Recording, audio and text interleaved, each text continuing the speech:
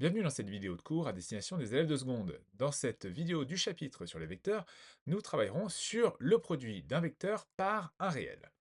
Alors, on va commencer avec un exemple très simple, histoire que ce soit bien clair, les bases pour tout le monde. Si je prends un vecteur u et que juste après ce vecteur u, je mette le même vecteur. Grosso modo, j'ai fait u plus u. Quand vous additionnez la même chose, vous utilisez la multiplication. Donc ici, en fait, u plus u, on peut l'écrire deux fois le vecteur u.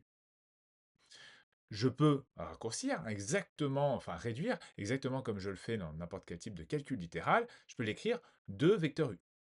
Ou, nouvelle notation, 2 points vecteur u. Alors ce point-là, hein, le point médian, il est énormément utilisé dans le système anglo-saxon pour la multiplication. Donc il ne faut surtout pas être déstabilisé par ce point, c'est juste une multiplication. Voilà.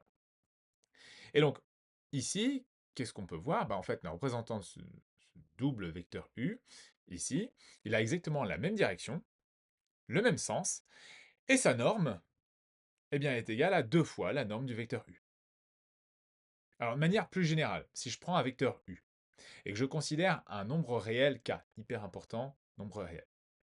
Donc, je vais pouvoir écrire le vecteur qui va être multiplié par k.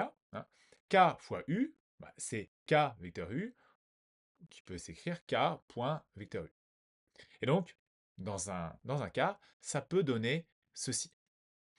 On remarque qu'il y a la même direction, et que la norme de ce nouveau vecteur, hein, k vecteur u, est égale à la valeur absolue de k multipliée par la norme du vecteur d'origine, ici u. Alors pourquoi j'utilise la notation valeur absolue, alors qu'on n'a pas encore travaillé sur la fonction valeur absolue? Écoutez bien, il va y avoir deux cas de figure. Dans un premier cas, k peut être positif, donc supérieur à 0. Dans ce cas-là, la valeur absolue de k, c'est k. En fait, la valeur absolue, c'est la distance à 0. C'est, on va dire, le nombre sans le signe. Exemple, si k était égal à 3, 3 bien, supérieur à 0, la valeur absolue de 3, c'est 3. Et imaginons, c'est ce qu'il y a là, on a quelque chose qui est environ égal à 1,75. 1,75, c'est supérieur à 0.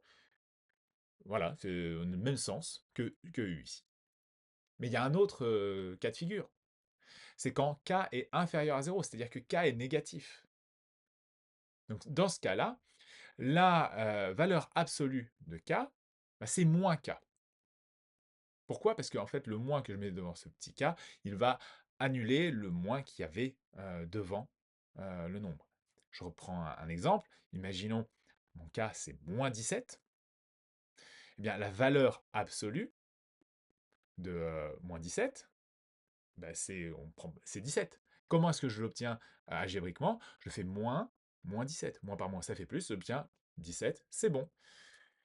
Et là, qu'est-ce qu'on remarque dans ces cas-là? C'est que ça va dans l'autre sens. Donc, j'ai la même direction. J'ai ma norme qui est égale à la valeur absolue de k multipliée par la norme de u, mais j'ai un sens qui est contraire au vecteur u. Donc voilà les trois choses à retenir hein, quand on va multiplier un vecteur par un nombre réel. C'est que dans ces cas-là, on obtient un vecteur hein, qui a la même direction, très très important, dont la norme est égale à la valeur absolue du nombre par lequel vous avez multiplié par la norme du vecteur d'origine. Et puis le sens, soit le nombre par lequel vous avez multiplié était positif, alors même sens. S'il était négatif, alors c'est le sens contraire. Alors, il y a deux petits cas particuliers à voir. L'un, c'est si k est égal à 0, et l'autre, c'est si le vecteur auquel vous vous intéressez, c'était le vecteur nul. Et dans ces cas-là, k vecteur u, c'est égal au vecteur nul. 0 fois n'importe quel vecteur, ça ne fait pas de vecteur, donc c'est un vecteur nul. Et n'importe quel nombre multiplié par un nombre, pas de déplacement, ça fait pas de déplacement. Donc voilà, c'est logique en fait, cette propriété. Alors, il y a des petites règles algébriques à connaître hein, concernant les vecteurs. Imaginons deux nombres réels, a et b. A plus b, entre parenthèses, multiplié par le vecteur u, je peux le décomposer comme étant a vecteur u plus b vecteur u. De la même manière, hein, A multiplié par l'addition de deux vecteurs, u plus v, eh bien c'est égal à A fois le vecteur u plus A fois le vecteur v. Donc la distributivité, elle fonctionne ici aussi. A multiplié par B multiplié par le vecteur u, bah, c'est égal à AB multiplié par le vecteur u. C'est des propriétés que je démontrerai dans une prochaine vidéo. Mais il fallait que je les mette pour ce cours. Une fois le vecteur u, ça paraît évident, mais autant le noter quand même, bah, c'est le vecteur u. Et moins 1 multiplié par le vecteur u, c'est l'opposé du vecteur u, c'est-à-dire moins le vecteur u. Dernière chose dans ce cours, si je considère un vecteur v, qui est en fait euh, le produit d'un nombre par le vecteur u, avec ce nombre k qui appartient à l'ensemble des réels. Eh bien, dans ce cas-là, les vecteurs u et v sont collinéaires. C'est un nouveau mot de vocabulaire, je l'ai mis en rouge parce qu'il est à connaître. Collinéaire, co, ça partage, linéaire, la ligne, ça partage la même droite, ça veut dire que ces deux vecteurs ont la même direction.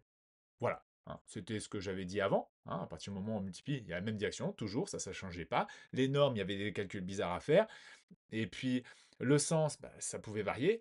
Non, ce qu'il faut, c'est juste se rappeler un truc, c'est que la direction reste la même. Comment est-ce qu'on va dire ça en un seul mot, même direction? Collinéaire. Voilà. Voilà pour cette vidéo. Si vous l'avez aimée, bah, faites-le moi savoir. Partagez-la avec vos camarades. Posez-moi des questions en commentaire si besoin. Et n'hésitez pas à vous abonner pour les prochaines vidéos de cours, de démonstrations, d'exercices et tutti quanti.